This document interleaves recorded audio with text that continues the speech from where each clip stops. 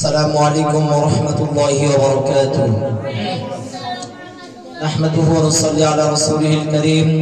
أما بعد، فقد قال الله تعالى في كلامه المجيد وفي فرقانه الحميد: أعوذ بالله من الشيطان الرجيم. بسم الله الرحمن الرحيم. الإيمان هو التصديق بالجنان والإقرار باللسان والعمل بالأركان. صدق الله مولانا العظيم. আলহামদুলিল্লাহ, সমস্ত প্রশংসা সেই মহান রব্বুল আলামিনের দরবারে, যিনি আল্লাহ সুবহানাহু ওয়া তাআলা আপনাকে আমাকে আজকে এই সেমিনারে আসার কিছু আলোচনা করবার, কিছু আলোচনা শোনার মতো তৌফিক দান করেছেন, সুযোগ করে দিয়েছেন। সেই মহান রব্বুল আলামিনের দরবারে সকল অন্তঃস্থল থেকে শুকরিয়া আদায় করে সকল বলছি আলহামদুলিল্লাহ। সকলের জবান ছেড়ে আবারও শুকরিয়া আদায় করে আলহামদুলিল্লাহ। সংক্ষেপে আকার ধরে সালাম পেশ করছি সেই বিশ্ব নবীর প্রতি, সেই বিশ্ব নেতার প্রতি যারা আদর্শ অনুগত করা আল্লাহ আপনার আমার জন্য ফরজ করেছেন বা জরুরি করেছেন, যিনি কখনো মন গড়া কথা বলতেন না, কখনো ওহী ছাড়া কথা বলতেন না, যিনি বিশ্বনবী হযরত মুহাম্মদ রাসূলুল্লাহ সকলের কাছে সাল্লাল্লাহু আলাইহি ওয়াসাল্লাম।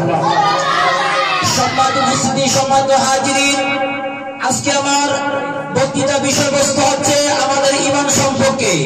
আমাদের ঈমানটা কতটুকু আমাদের হাসিল করতে পেরেছি এবং আমরা এই ঈমানটাকে আমরা কতটুকু মজবুত করতে পেরেছি। আল্লাহ যদি আমাকে তৌফিক দেন, ইনশাআল্লাহ আমি আলোচনা করতে চেষ্টা করব। মা তৌফিক ইল্লা বিল্লাহ।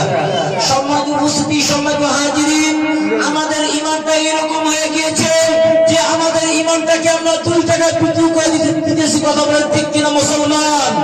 আমাদের এই ঈমানকে আমরা, ঈমানের কত দাম, ঈমানের কত গুরুত্ব আমরা সেটা জানি না।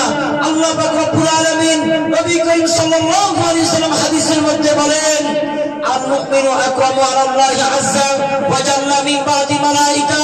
হে মুমিনরা, তোমরা কি জানো ঈমানের মর্যাদা কত? হে মুমিন ব্যক্তিরা, তোমরা কি জানো ঈমানের মর্যাদা কত?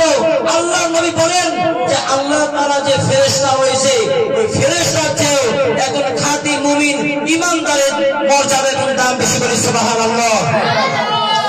এখন ঈমানদারের দাম কতটুকু দেখেন, একজন আল্লাহ তাআলা যে ফেরেশতাগণ রয়েছে, ফেরেশতার চাইতে একজন খাঁটি ঈমানদার তার মর্যাদা বেশি করে। সুবহানাল্লাহ। এজন্য আমাদের ঈমানকে খাঁটি করা দরকার আছে কি নাই?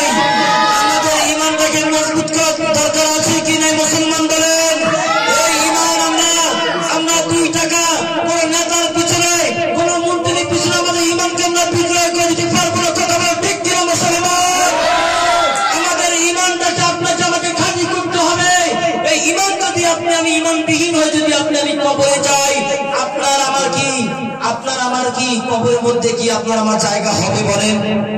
নবীজি কি আপনাকে আমাকে শাফায়াত করবেন?